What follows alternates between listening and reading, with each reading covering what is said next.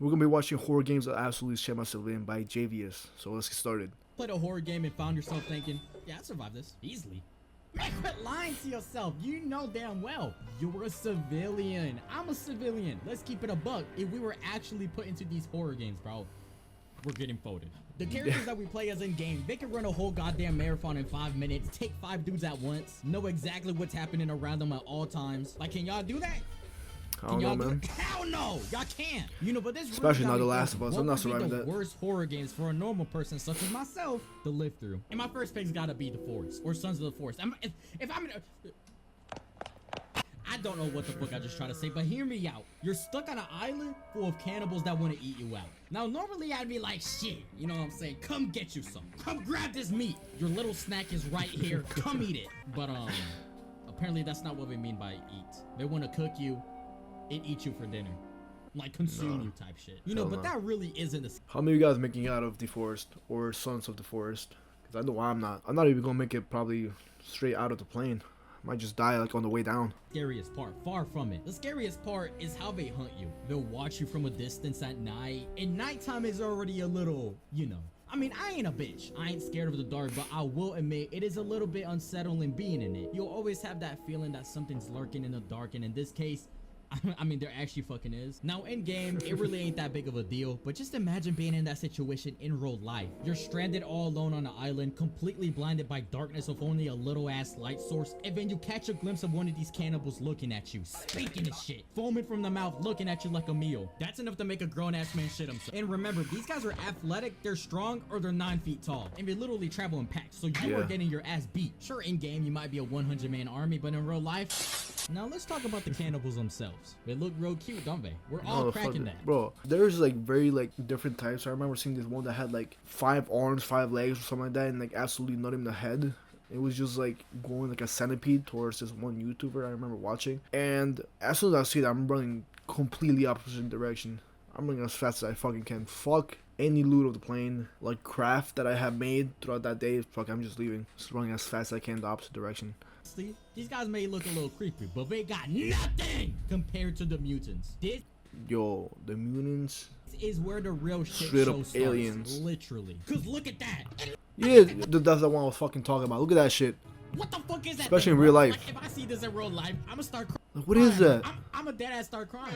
Like, these things look. What the fuck do you do when you see that in the forest? If you have nothing, you just have straight hands. I don't care if you're fucking John Jones. You're not taking that shit down. Not this shit. Look at his face. All chopped and shit. Hideous. And I just know these motherfuckers stink. Like, look at them, bro. You can't tell me they don't. Get your little nasty ass away from me. Like, honestly, the best comparison I can make for these things are that they're like cockroaches. They're both nasty as shit, ugly as shit. I straight up shiver from the thought of these things making contact with me. Cause like, hear me out. For the mutants, that's a whole lot of extra meat. And also, you have no idea what that meat is. Sure, some of it you can easily recognize. Oh yeah, you know, that's a finger meat. But what about the rest? That could be penis meat. That could be foreskin meat. And they're rubbing all up on you with that. They're touching you with that. And that's just something I don't mess with personally. I don't want no kind of meat making contact with me, even if it's mutated. But that's just food for thought. Fuck is that?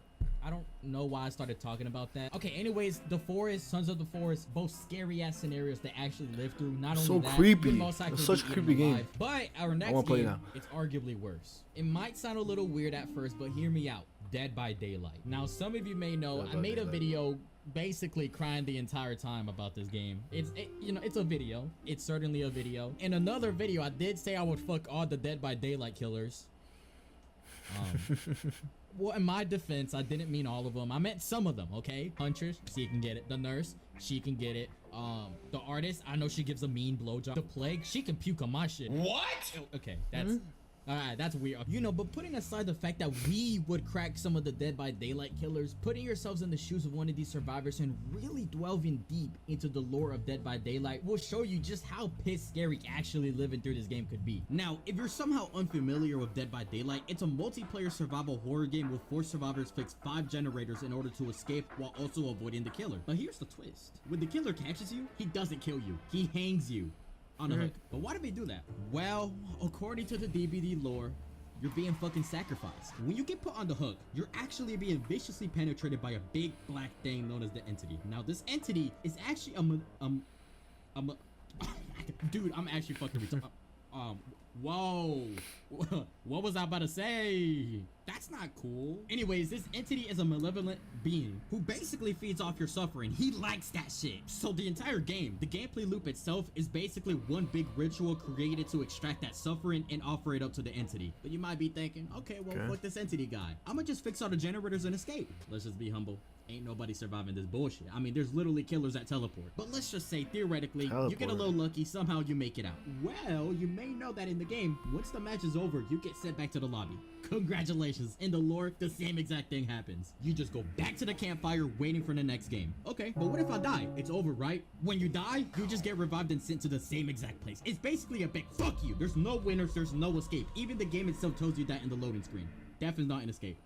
Well, damn. It is a whole damn loop. So you repeat the experience of running for your life and being brutally injured and sacrificed over and over again. And at the end, once you're sacrificed enough times, you're empty inside. You're an empty husk because the entity sucks you, he sucks your he drains your emotions every time you're sacrificed until you're just nonchalant, you're empty inside, you don't care, and then he just tosses you into the void. Something like that. I might have gotten it wrong, but I'm not gonna research. Alright, but if you were inside a horror game, how do you know where the generators are? If you're just dropping inside the lobby, how the fuck do you know where the generators are, or like how many there is? You then find out that you're getting chased by some random fucking serial killer and being used as a sacrifice. So you're most likely cooked. I don't think you'll make it. I'm not making it. I don't give a fuck. Dead by Daylight nerds and geeks, correct me in the I'll comments. have to find out. Now the next game we're gonna be talking about is Silent Hill 2. I do have a confession though. I've never really been into the Silent Hill series, never really played any of the games until recently. One day I was like, you know what? I'm gonna try something different, and thank God I did. This is truly one of the best games I've ever played. This is probably the only horror game I've played where I was actually fucking stressing. They did such a great job with the atmosphere and the music. Oh my, the music.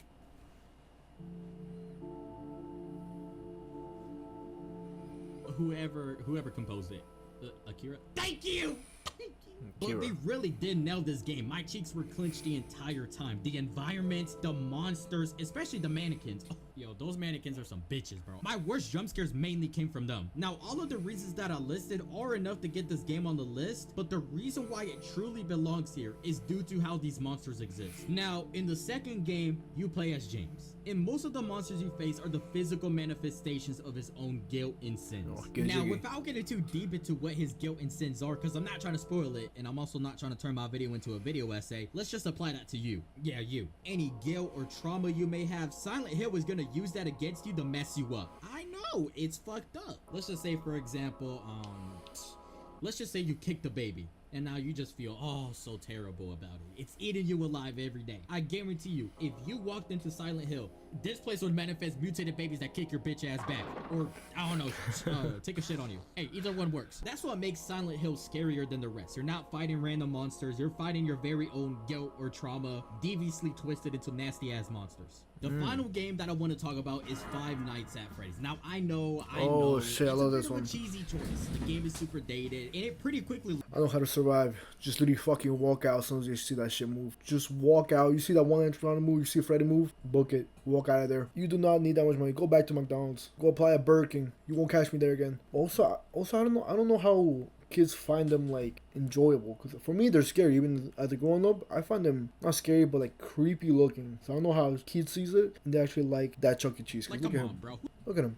What the fuck is that? Who is that? Look at his eyes. That's not Chuck. They never managed to do these guys right. Or maybe it's just me. Maybe I'm a bitch. Maybe that's what it is. But I've actually stood next to these guys in real life and I felt it. You know what I'm saying? I felt that unsettling aura. And they were just performing. So I could only imagine them actually hunting me down. And when they catch me, I get stuffed in a suit and brutally crushed. Because that's basically FNAF. That's gotta be one of the worst ways to go out. Hey, and don't even get me started on the story. 5 children gone missing and their bodies are now rotting inside the animatronics. And then you're telling me I gotta spend the entire night shift alone in a haunted pizzeria? Yeah, no, I would have quit at the slightest inconvenience. I don't know who the dumb fuck that we're playing as is, but he kept coming back and worked the full week. And this, yeah, honestly, I don't understand why that guy stayed. If I just made it out the first night, that's it. Paycheck, that's it. Just give it to me. I'm out. Never come back there again. This is the truly scary part. Guess how much he got paid for the week? $120.